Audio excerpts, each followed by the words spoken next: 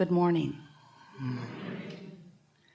We are extremely pleased that you're here. Are you? Yes. It is good to come together for the purpose of co-creating. Do you agree? Yes. Really, it is co-creation at its best. We see you have dragged your physical bodies here.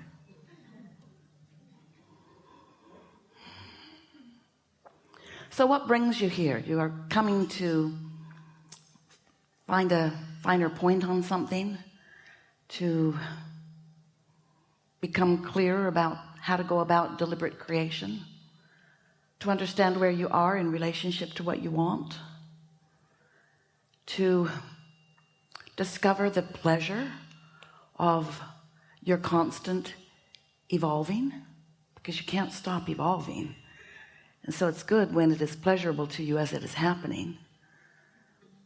Sometimes because you are physically focused, and that's a good thing, and you are oriented toward your observation of what is around you, sometimes it's so around you, what's around you is so around you that it's hard not to notice it. And if it isn't pleasing, then you've got to be a good focuser in order to focus yourself into well-being beyond what any moment in time is delivering to you.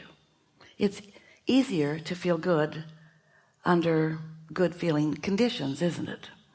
And of course, deliberate creation sort of implies that you would be deliberate in your attraction and therefore attract more that is pleasing and therefore have more pleasing things to respond to. And it does work that way. The better it gets, the better it gets, the better it gets, the better it gets. But if you condition yourself to be a conditional responder, then not only the better it gets, the better it gets, but the worse it gets, the worse it gets, because whatever is amplified and aggravated by your attention to it. So you want to be good at noticing it, because knowing what you don't want helps you to get clearer about what you do want.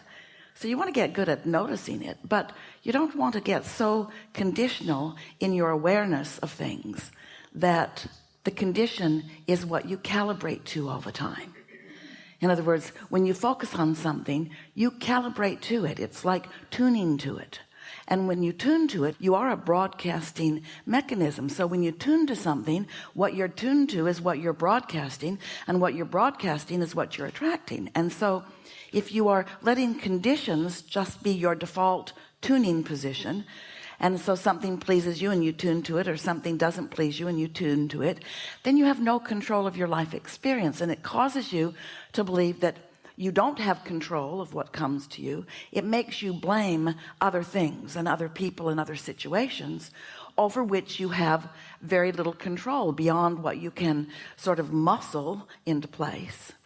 Once you get the hang of this and you learn to calibrate and tune to your highest good, to your source energy, to your inner being, to what you really want, to the vortex version, and we'll talk about that.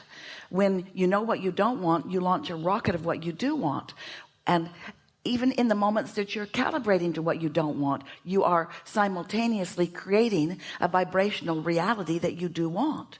But you've got to calibrate to that wanted vibrational reality in order to move from the unwanted to the wanted. And most people are not very good at that, because you're so accustomed to letting the basis of your calibration be what you see and hear and smell and taste and touch.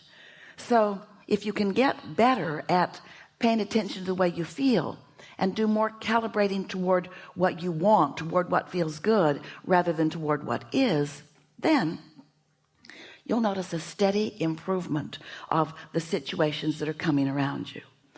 We want to say something.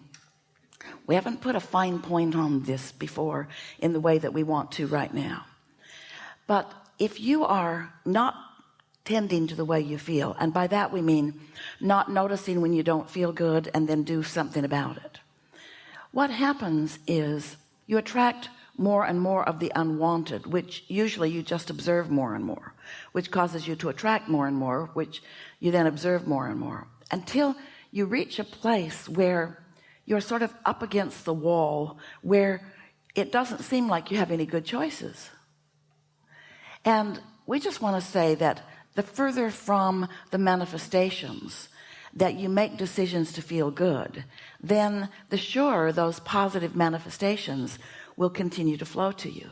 It's sort of like Esther has been playing this game of calibration with us for a while, since we begun using that word, where when she discovers something that feels off to her, she'll identify it and state it, but then she steps back from the details that she can observe and tries to find a broader sense of how she really feels in her life. This situation has caused me to feel this way because it is what it is, and there it is, and I don't like it. But by stepping back to a broader question, like, what is my life really like? Or how do I really feel about whatever has turned up with this situation? It's really pretty easy for her to find good feeling and strong feeling and accurate feeling, awarenesses of what her life really is apart from this one situation with this one person. And so that's really what we're going to be talking about a lot today. We'll wedge it in the crack with the things that you all are wanting to talk about, because we want you to discover the power of going general when the specifics are uncomfortable.